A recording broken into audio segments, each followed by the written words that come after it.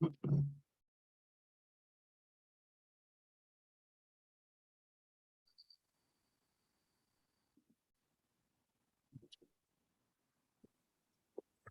morning, everyone. My name is Garrett Stanwyck. I'm VP of Operations at Within Health, and I'll be your host for this session.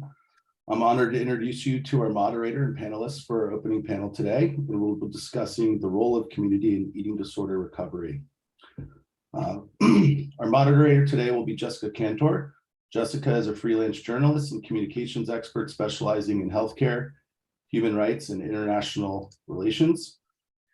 She currently serves as the Director of Communications at Bell & Ivy and has over 10 years of published work for publications such as Fast Company Magazine, The Postscript, Las Vegas Review Journal, Healthcare Quarterly Magazine, and more. And our panelist is Ruth Elliot. Ruth is Director of Clinical Services of MEDA, a leading eating disorder nonprofit organization in New England. MEDA offers a variety of services to support individuals and loved ones through the various stages of their journey. Ruth has worked in the eating disorder field for the last 15 years as a clinician, and most recently as the clinical director of the eating disorder PHP and IOP program. She was also a yoga teacher, is enthusiastic about helping people connect with their bodies in a way that eating disorders do not allow. If anyone has any questions throughout today's panel, feel free to drop them in the chat, and we'll do our best to address them at the end. And with that, I will go ahead and pass over to Jessica. Thank you, everyone, for joining us. Thank you, Garrett. Hi, Ruth. How are you? Good. How are you? Doing well. Thanks so much for joining this conversation. It's really important, as we know, when people are recovering from any type of, mental or behavioral disorder or illness. It's very important for them to have the right type of support because they aren't just healing on their own. So can you talk a little bit first about why is community so important? And at, MEDA and in general, with what you're saying, should community be just a community of people's peers who are also in recovery, or should, the community involve people outside of that, their family members, their loved ones, their partners? So I think recovery from an eating disorder is so hard, and it's all encompassing.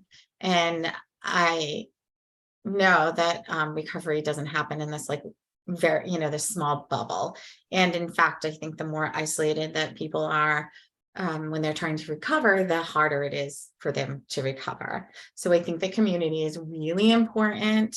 And when I think about what that looks like, I think that people who work in the eating disorders field know that, know the basics, right? So it's really important to have professional support. And we talk a lot about that, have a dietitian, have a therapist, maybe a psychiatrist, maybe some meal coaching, those kind of things. And those are all sort of the professional supports that happen. But I also think, I was thinking about this morning when thinking about this talk, and I was like, it is like this cocoon, right? So there's the person with the eating disorder, and then their family members potentially. And I think if it's children, then certainly parents are a big part of that. But I also think that it's really important to look at the fact that parents are parents and they're not the treatment team. And I know that there are certain modalities, of course, of treatment for eating disorders that really involve parents in a bigger way. And along with that, at that point, then the parent is being a parent. Like when I think about things like FBT, I think about the parent being a parent, helping their child to eat. I don't necessarily think of the parent as the therapist / dietitian. And so that's my own personal opinion. And, I'm aware that there's lots of opinions about that. However, I think when parents start feeling that pressure of needing to be the complete treatment team by themselves, that's really, really difficult. So they're sort of like the inner cocoon, and then there's the treatment team around that. And then around that is, this community, this large community, hopefully, of resources that people can have. And so I think things like support groups, and oftentimes what I hear is people feel really, really supported when they're with other people that are struggling with an eating disorder. And so I think that part since COVID has really gotten bigger. And I think previously it was a little bit harder to find.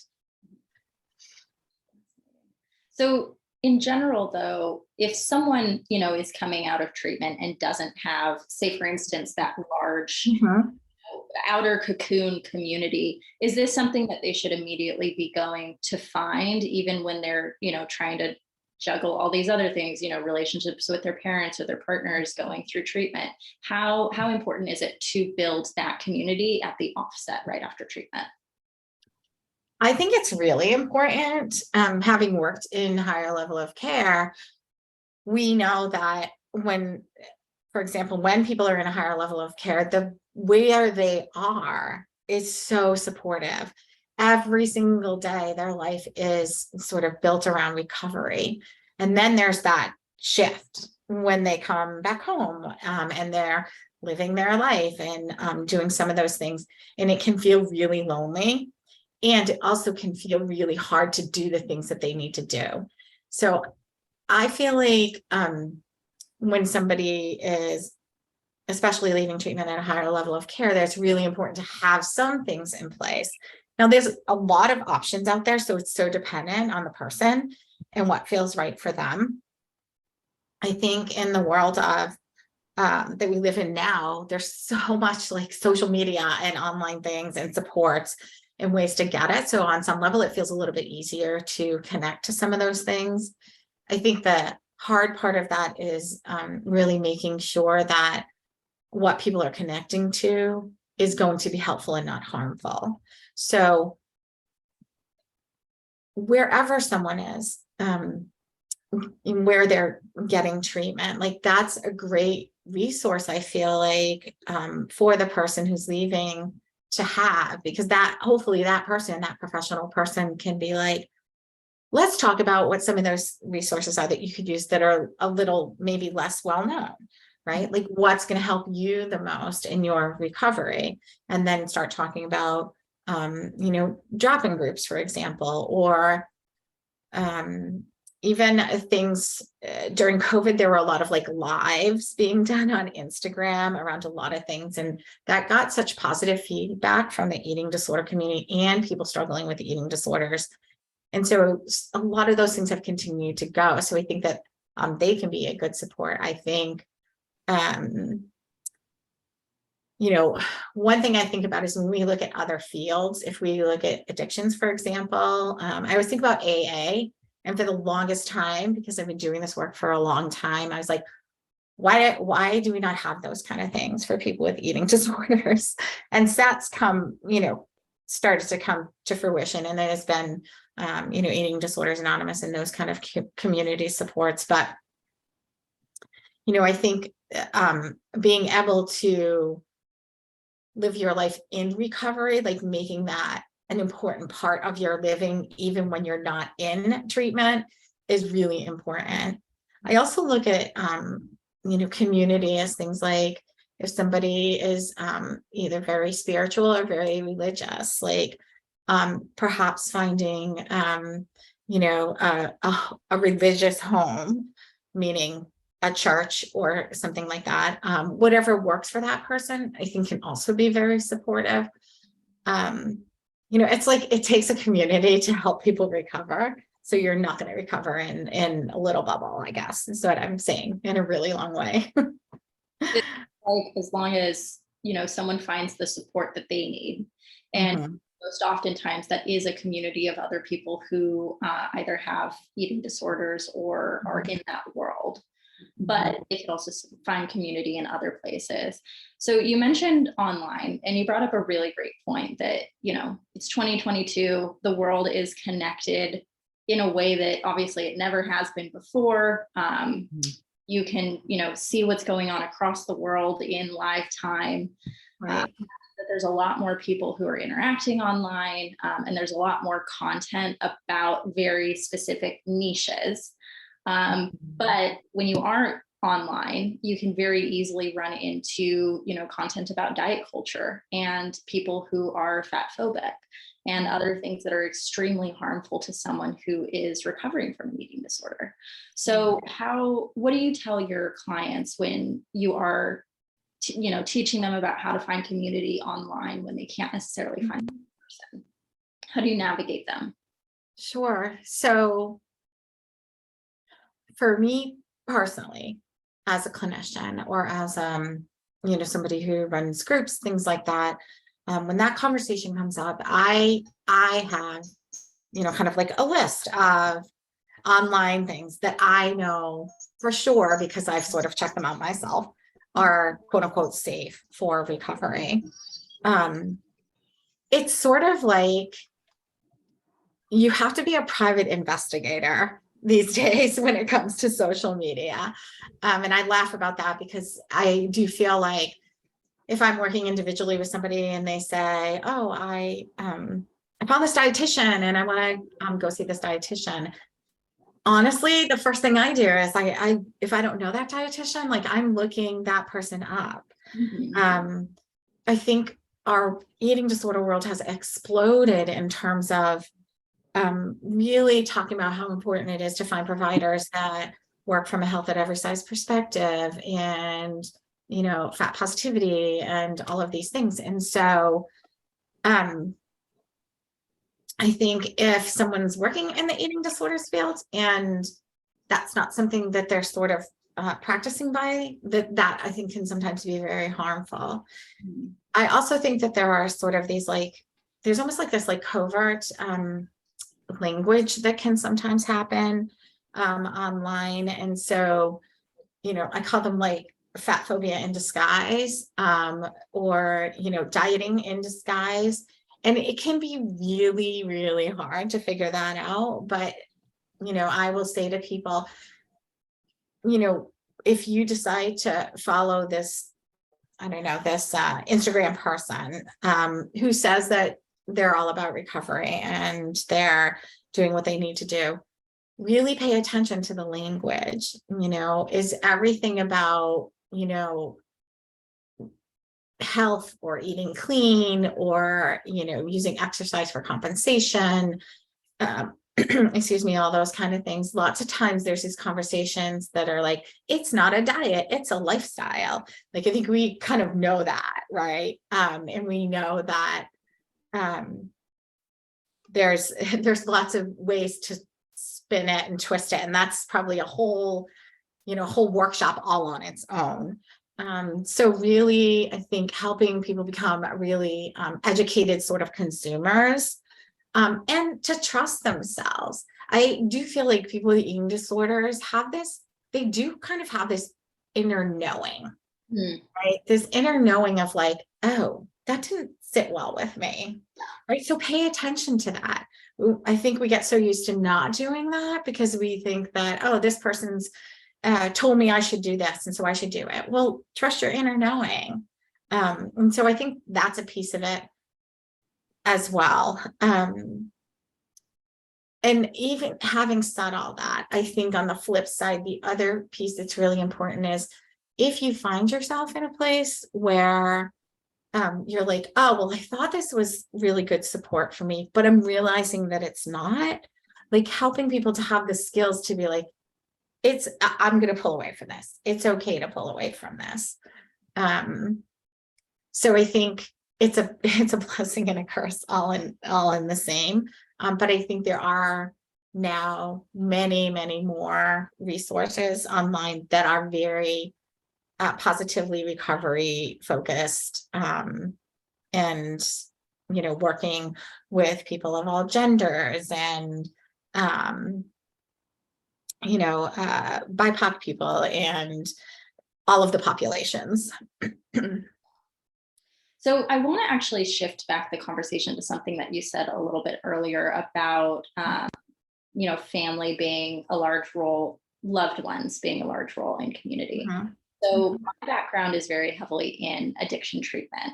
Mhm. And I know the way that people talk about addiction recovery versus eating disorder recovery is very different. And the way that people show up for one another can also be very different.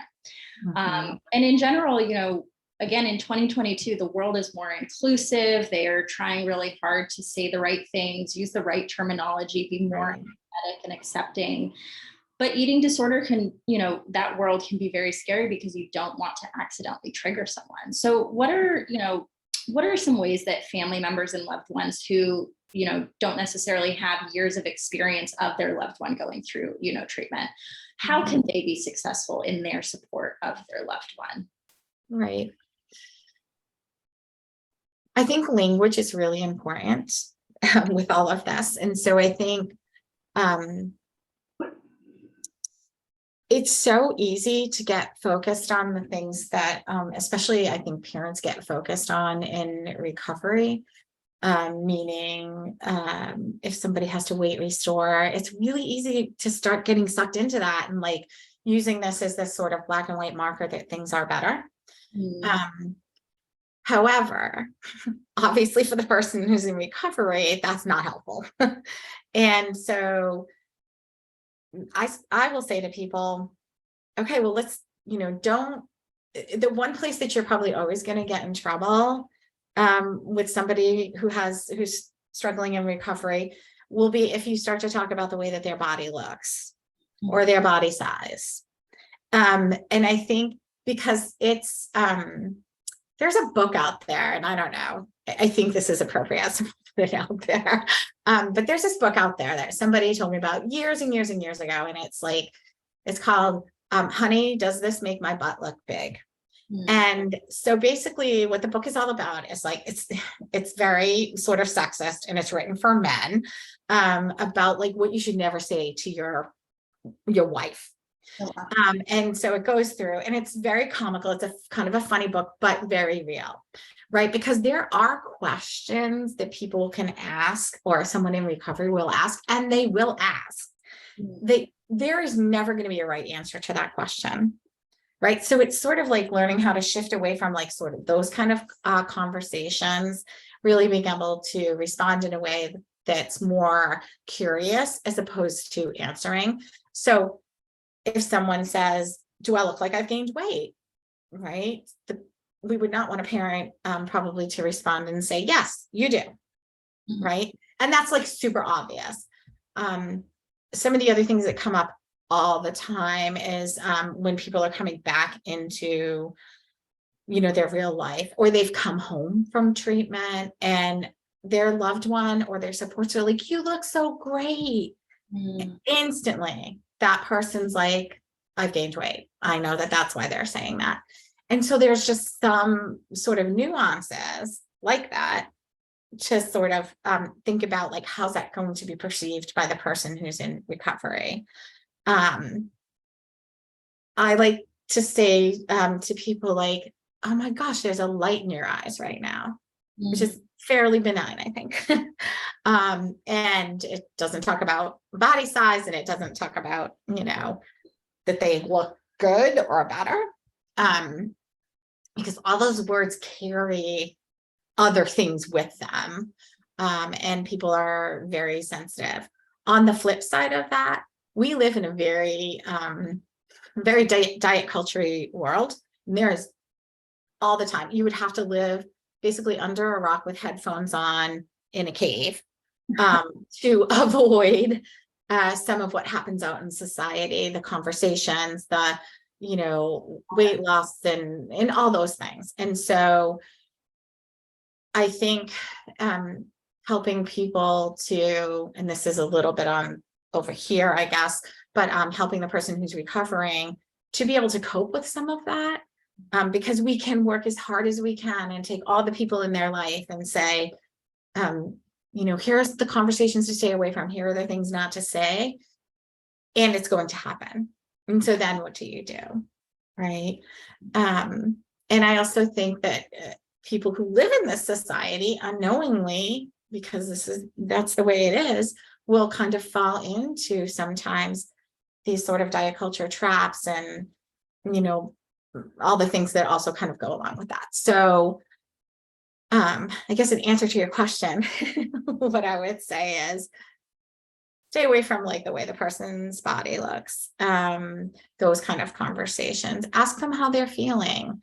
Having conversations about feelings, I think, are really important in terms of supporting. And when we talk about the bigger community, and sometimes when we talk about support groups and things like that, depending on what kind of support group it is, I think that oftentimes if it's a closed group of some sort, like a therapy group, those conversations can get deeper, right? Somebody can say like, I really hate my body so much and I've gained so much weight and, whatever.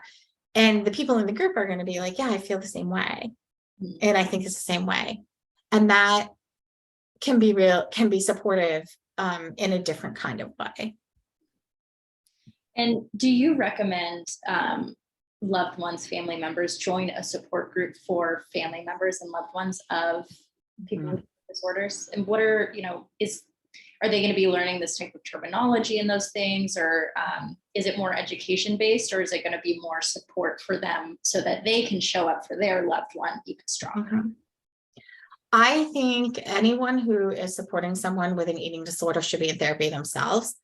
I think it is incredibly hard, and eating disorders can really become like a family, it affects the whole family regardless. And so I think it's really important for people, support people, family members, whoever, to find a regular sort of drop-in support group to be able to openly talk about some of the things that are happening and how hard it is, and to recognize that they're not alone. Because just like the person who's struggling with recovery, parents can feel so isolated and ashamed and alone in their own right. So I think that's one piece of it. I feel like, and this is something that I've talked about for a while, just like as a practitioner, like I think it would be super helpful for parents for there to be some sort of, a group that they could find that is more about like teaching them the language, teaching them, like the nuts and bolts stuff. And to know, because it's shocking to people sometimes. They'll be like, why wouldn't I say that? Because it's such everyday language that you don't even think about it. So I think as much support as the helper person can get is really important, because they're going to need that as well. They need to take care of themselves while their loved one is, recovering and taking care of themselves. And I know that MEDA has educational resources on their website. Do you have like a pamphlet or a webinar or something that, loved ones can take in order to learn those nuts and bolts?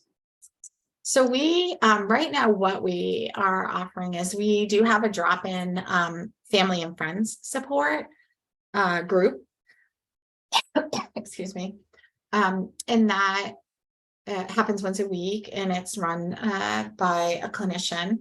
And so that group is more the kind of like support, right? Like, let's get together and talk. And there are pieces of it that are educational. That's what we offer. We certainly on our website have resources. And one of the things that we are doing, which I'm really excited about, is we have part of our MEDA website is the MEDA recovery site. And some people might know about that. And it's sort of broken up into 3 different spots, or like levels.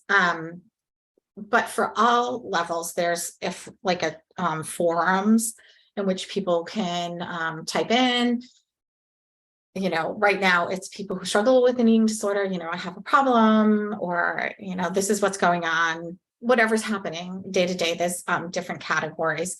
And then other people who are, belong and are part of those forums can respond and give support. And it's also moderated by both volunteers and clinicians. But what we're going to be starting in the very near future is going to be a forum just for loved ones. And so that's a way to have 24/7 availability to say, like, I'm really struggling with this thing, and have somebody hopefully respond. And I feel like that's been working really great for our people that are struggling. And there'll be things put in place so that, like, loved ones can't come onto the the forums where perhaps their loved one is posting. So it would be very separate, but it's a separate resource for parents and loved ones. Got it. Yeah. So in general, you had mentioned that, anybody who is a loved one of someone who has an eating disorder should also be in therapy in order for them to best support. You see a lot that family members, instead of being the support, they try to be the treatment providers. You mentioned that as parents, but also partners and friends. Do a lot of people end up taking on that responsibility and think that it's, they need to, save their loved one, and it's only them keeping them from, getting worse? I see that all the time. And I also think it makes perfect sense, because this is somebody that you care about. And so you're going to do whatever you can to help them. But having said that, as a clinician or professional person, I can say something to my client, but if their loved one says that, it's not going to go over as well. And it might not go over well when I say it too, but because the expectation is that I'm going to talk about these hard things, it's taken a little bit differently. So I've seen relationships between loved ones get so heated because the person who's trying so hard to help and has, all the best intentions, it's actually making things worse, because the person who is struggling is digging their heels in and being like, no, I need you to be my mother. I need you to be my parent. I need you to be my best friend still. I don't want you to be my therapist. I want to talk about this, and this. I don't want to talk about these things anymore. And I have a treatment team to be able to talk about those things with. And it's really hard to let that go. As a parent, I think it's really hard to let it go and to sort of entrust the people that you love, whether they're your children or, spouses, whatever, friends, to strangers, really. Yeah. So I know that we only have a couple more minutes left. I'm not sure if you prepared a list or anything, but I was wondering if you might have at the top of your head a couple of really great resources, maybe 2 or 3 for people who are looking for, support, who are, in recovery from eating disorders, and then also for loved ones. I think I know that a lot of the bigger organizations, MEDA, MEDA, trying to think, I'm sure there's like a million of them, Feast, have resources and supports for a lot of people. Off the top of my head, those are, 3 that just kind of come out. I think I know that a lot of the treatment facilities that I'm aware of also have, support groups. And a lot of them are free, and a lot of them are online, and you might have to go to like many of them to figure out which one feels like the best fit. And if anybody is looking for resources, I am like more than happy to sort of print something up of the things that I have and send them. So I'm sure also within health, I'm not sure, Garrett, if you guys have a representative who anybody can contact if they have questions after, the summit, of where they can get resources. Yeah, absolutely.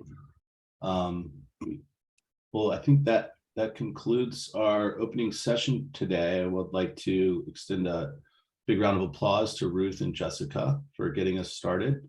In about 15 minutes, 10:45 Eastern, we have 2 sessions coming up. One of them is a CE session covering the topic trauma-informed integrative approaches to eating disorders, and the other is how to make eating disorder treatment equitable. If anyone would like to get some of those resources Jessica mentioned, I'm going to drop my email in the chat. be happy to direct you there. Thank you, everybody, for joining today. We hope that you have a great rest of Within Summit. Wonderful. Thank you so much. Thank you for having me.